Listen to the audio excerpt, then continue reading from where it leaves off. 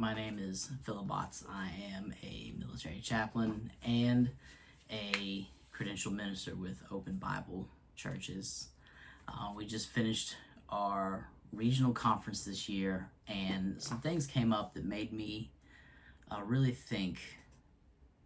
As a military chaplain, I deal with people from many different faith backgrounds or theological viewpoints. And one thing I heard recently was my wife was watching a video about something, and the lady on it said something to the tune of, I've done my own research on whatever she was talking about. You need to do your research. And what I've realized is that when we say that, like, it sounds good, but it's most people, when you say do your research, what do they think? They think, okay, well, I have Google, I have podcasts, YouTube, things like that. So how do I determine what is right? And for a long time now, we have become the arbiters of our own truth and the curators of the knowledge that we want to receive. And the reality is, it all stems from a lack of trust. And I remember sitting in the conference this year and listening to some of the speakers, and one thing I realized, I think maybe intellectually I've known it, but it kind of really hit me, is the fact that we don't trust anybody. And the reality is, we've lived in a church culture in America that has pushed, it's like, okay, so when the preacher preaches, you need to read the Bible for yourself, and you need to determine if what he's saying is correct. And the assumption there is that the Holy Spirit will guide you into all truth, which, we quote verses and we ask, well, what does that really mean? But the reality is that we have no trust in leaders, whether in the two biggest arenas that we've seen a loss of trust is, number one, in the medical community. Between the COVID era and all the different things that we read about in the news, we've lost all trust in the American medical system. And so you have people that they get online and they present holistic methods that might work. They might not work. Who knows if they're just trying to make a name for themselves, gain followers, or things like that. And the reality is that we gravitate to people that there's something called confirmation bias that really seems to come out, and we tend to gravitate toward people who definitely align with us. And then people get online and they crucify people they disagree with, or try to at least. And the reality is that we've lost trust. We don't believe that somebody that spent 6 to 10 years in medical school and residency has anything valid to say, because the trust overall was broken. And medical practitioners of all levels, the reality is, when you approach somebody and they give you what they're thinking or feeling, and your instinct is you scoff. And I bet most people, they think they're thinking that this is something that happened in my head. The reality is it came out your mouth. And when the scared young mother is asking questions because she's following somebody on Instagram who talks about dangers, this, that, and the other, and you scoff, you're not starting from a place of trust. Used to be, because you're a doctor, you had an instant place of trust. That's no longer true. So people are more likely to believe the person on the Instagrams or YouTube or whatever the case may be over the medical professional. I think that the most successful medical practitioners that I've met are ones that will, when you present your concern, they say, okay, well, let's talk about it. Tell me why you don't like this particular thing, or tell me, okay, you watch this video, okay, let's talk about the merits of what they're saying, or are there any merits? And the American medical system makes it so you only spend so much time with a patient, and you have to move on fast. We're trying to do turnover, get people in and out, get that billing going, and you can't build trust in that few moments. Now, the other area that has been so damaged in the recent years is the religious community. It used to be, if you were a minister or a pastor, like, they carried natural trust and natural weight because of the office.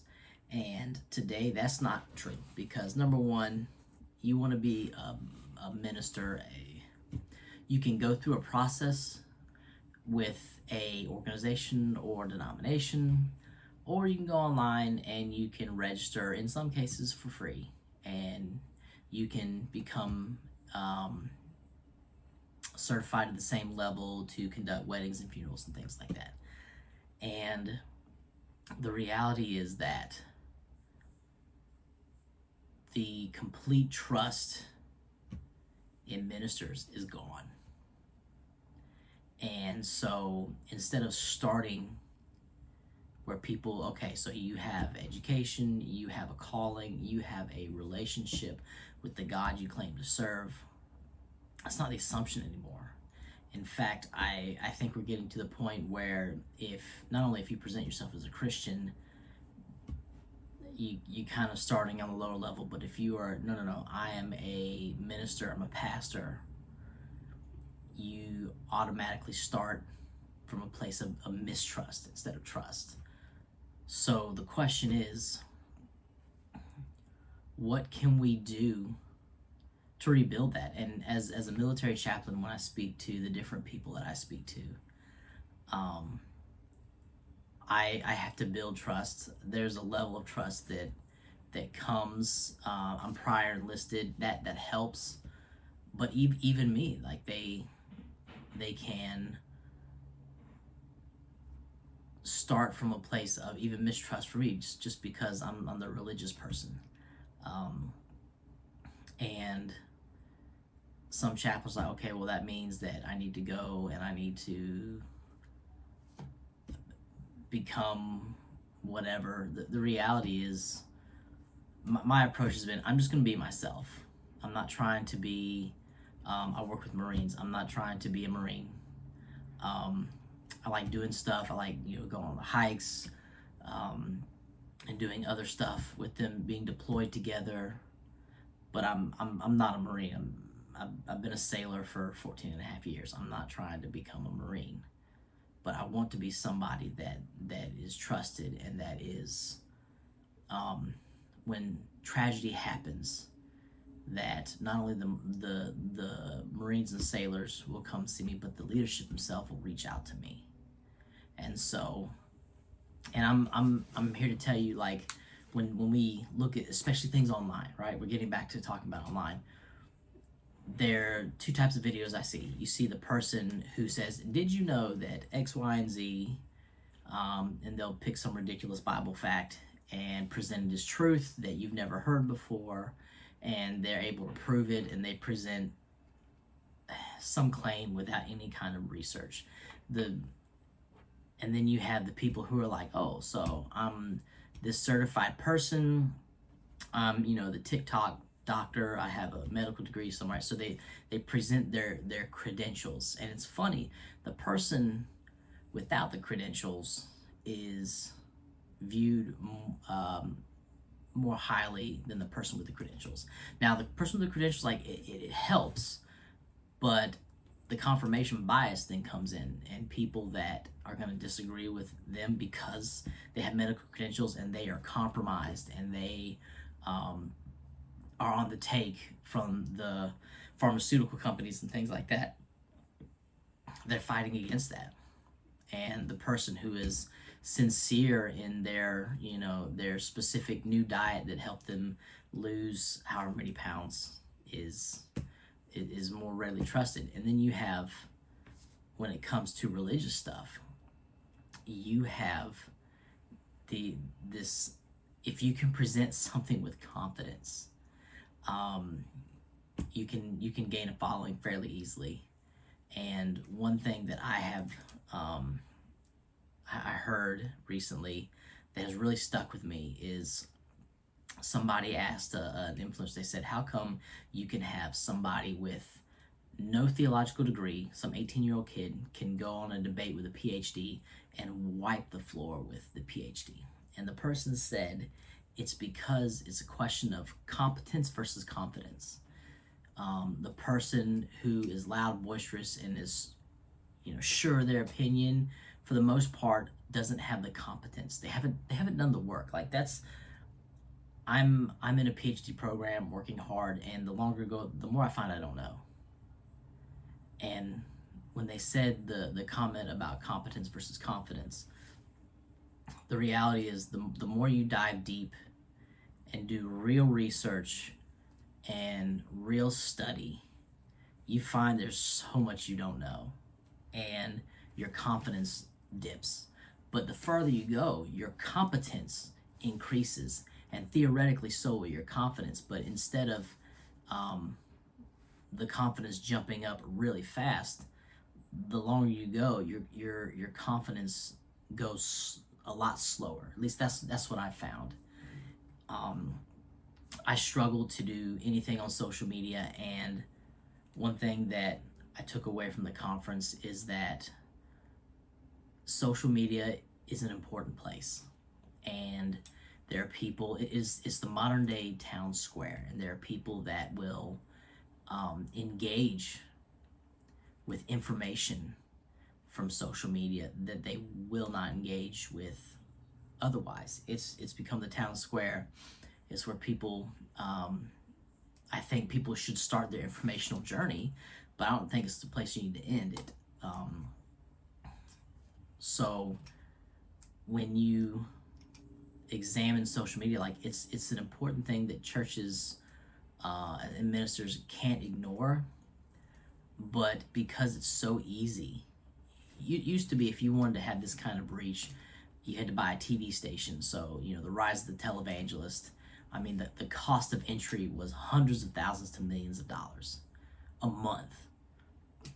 Now, with a phone and different media outlets, it's free.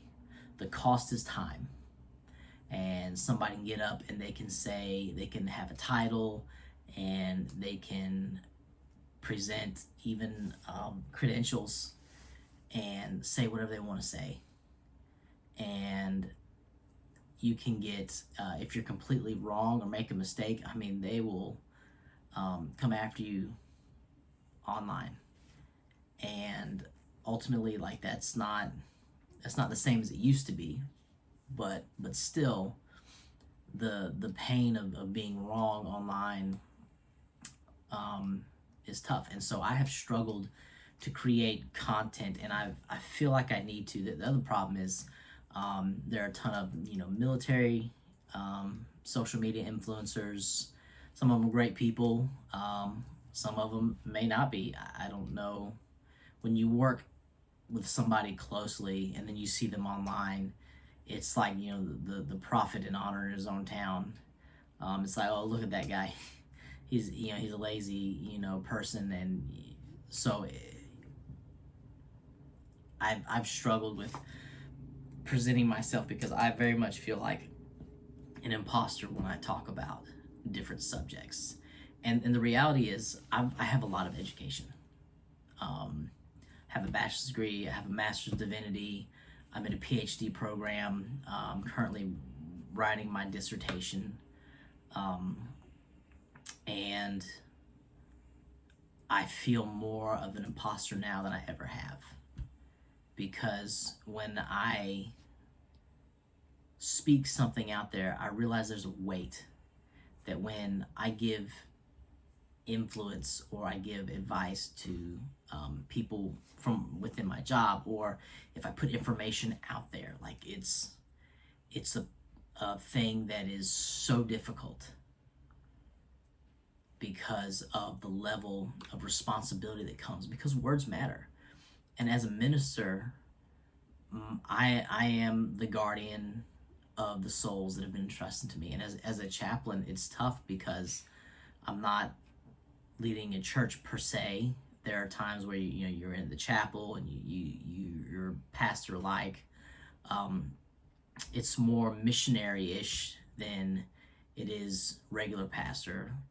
So the reality is that we live in this world where things like social media aren't going away, and the religious community has got to build trust, just like the medical community. Now, I'm not a medical person, so I'm not going to try to rebuild trust because I'm not going to be that kind of doctor. But in a religious community, we have people that are hurting and people that are dying, and their souls are in peril, and we expect them to just trust, because at one point the cultural Christianity in America was the name of the game.